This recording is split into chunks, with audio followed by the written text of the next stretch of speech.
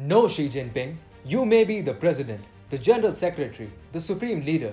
You can call yourself whatever you want, but you cannot come here and tell us what to do. You and your lot have already ruined our lives enough. First, you told us to kill all the sparrows. Millions of us died of hunger right after that. Then, you told us to go to war with India, and hundreds of us were killed there. Then, you told us to stop making babies and restrict ourselves to just one child. This ruined our family system, causing entire generations to live without brothers, sisters, twins, uncles, and aunties. You did that to us and much more.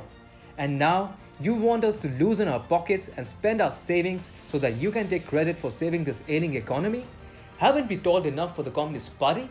So no, Xi Jinping, you and your lot can suck it. We're not listening to you.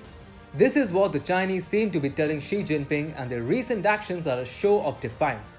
Hi and welcome. This is TFI Global, the foreign affairs and geopolitical analysis arm of the TFI Media Group. I'm your host Siddharth, and in this video, I will tell you about Chinese consumers flipping one at Xi Jinping. Let's begin.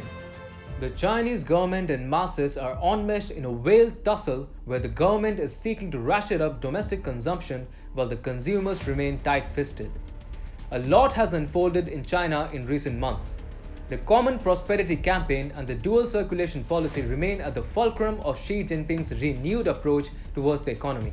While the former campaign seeks to check the burgeoning income inequality, the latter strategy focuses on ramping up domestic consumption. However, the response from the Chinese masses has remained lull and dull. People are growing thriftier, and they are even organizing online campaigns to discourage others from spending, which is driving Jinping's inflated ambitions of cutting reliance on imports straight into the ground. Douban, a popular Chinese social media platform, is overwhelmed with users discussing ways to cut down their expenses.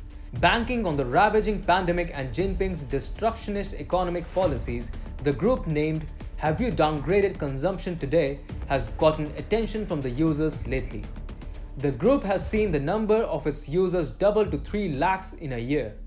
The engagement of the group has increased manifolds, with people claiming to relinquish their hefty dreams owing to the turmoil in the Chinese economy.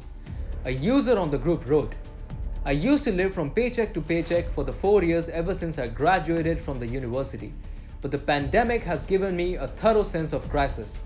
So in 2020, I paid off all my credit card debt and removed all the bags that I wanted to buy from my shopping list." The post embodies the CCP's predicament in the best way possible.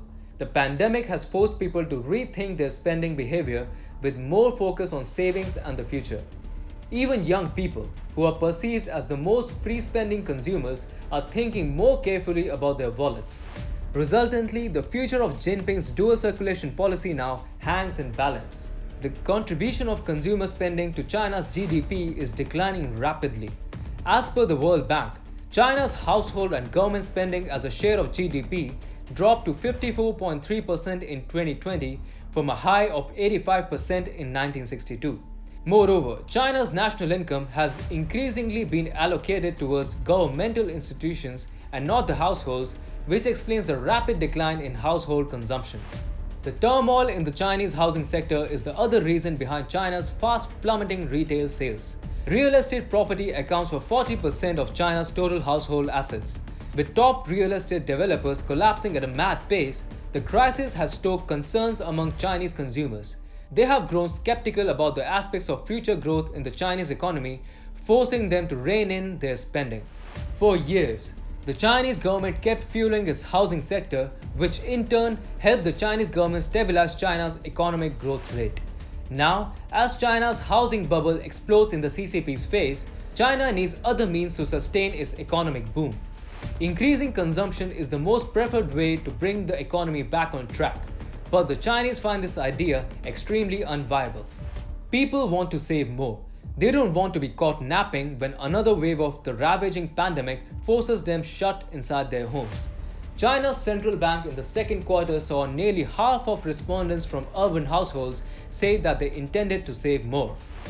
That explains why the Chinese retail market performed the worst this August.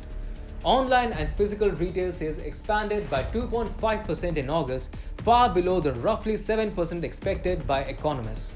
People just don't want to spend, and that is making the Chinese Communist Party extremely worried. A poor economy would aggravate the situation for Xi Jinping, who is striving to secure his third term in the office next year. If the economy remains in tatters, the chances of his re-election will turn bleak. His rivals will try to cash in on the prevailing resentment among the masses. Jinping has grown so anxious that he is not even stepping out of China fearing a coup.